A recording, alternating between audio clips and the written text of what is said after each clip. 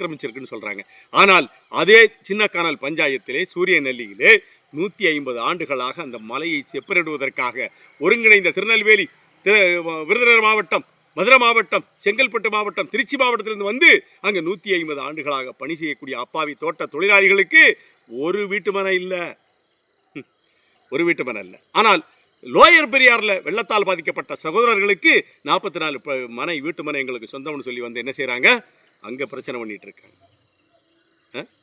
நீங்க என்ன சொல்றீங்க, தீவிர வறுமை இல்லாத மாநிலம்னு சொல்றீங்க. அப்புறம் தீவிர வறுமை இல்லை என்று சொல்லி கேட்டால் இந்த சூரியனில் இருக்கக்கூடிய அப்பாவிகள் எத்தனை பேர் சொந்த வீட்டில் இருக்கான் சொல்லுங்க. கேடிஎஸ்பி சட்டம் என்று ஒரு சட்டத்தை போட்டு வைத்திருக்கிறீர்கள். அந்த சட்டத்தின்படி நாங்கள் என்ன செய்ய முடியாது, வீட்டு மனை வாங்க முடியாது.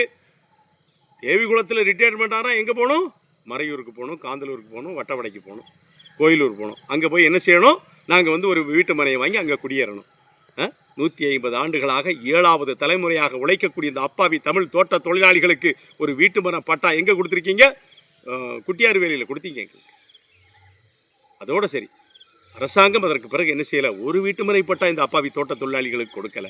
அவன் யாரு, உங்களுடைய வருவாயை உயர்த்துவதற்காக அந்த மண்ணிலே செத்தவனுடைய மகன், செத்தவனுடைய மகள், அவங்க என்ன கேட்குறாங்க, வீட்டுமனை பட்டா கேட்குறாங்க. நீங்கள் என்ன சொல்கிறீங்க, லோயர் பெரியார் எங்கே இருக்குது, அங்கே பாதிக்கப்பட்ட 44 பேருக்கு நாங்கள் வீடு கொடுத்துறோம்னு சொல்கிறீங்க.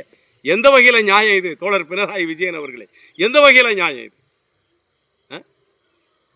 7 தலைமுறையாக வேலை செய்யக்கூடியவன் அவன் ஒரு வீட்டு மனை கேட்டால் நீங்கள் கொடுக்கறதுக்கு என்ன செய்கிறீங்க?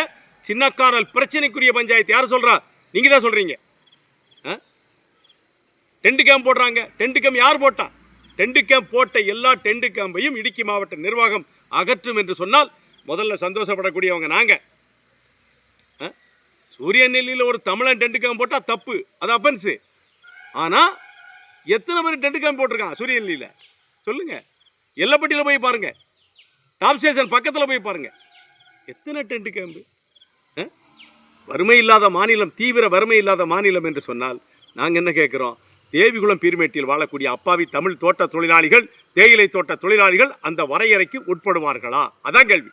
அதற்கு பதில் கேரள மாநில அரசாங்கம், தோழர்கள் என்ன செய்யுங்க, அதுக்கு பதில் சொல்லுங்கள். அதை நாங்கள் கேள்வியாக வைக்கிறோம். ஏனென்று கேட்டால் அந்த தேவிகுளம் பீர்மேட்டில் இருக்கக்கூடிய அப்பாவி தமிழ் தேயிலை தோட்ட தொழிலாளிகள் வளமாக இல்லை. இன்னும் சொல்லப்போனால் ஒரு நாள் சம்பளமாக 500 ரூபாயை அவர்கள் எட்டி பிடிக்கலை.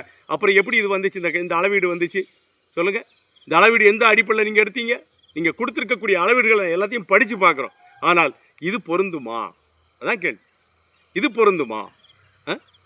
அதனால் தோழர்களே, நீங்கள் சொன்ன கருத்தில் ஒரு சந்தோஷம் இருக்குது, ஆனால் அதில் ஒரு நியாயம் இல்லை என்று முடிக்கிறேன். நன்றி.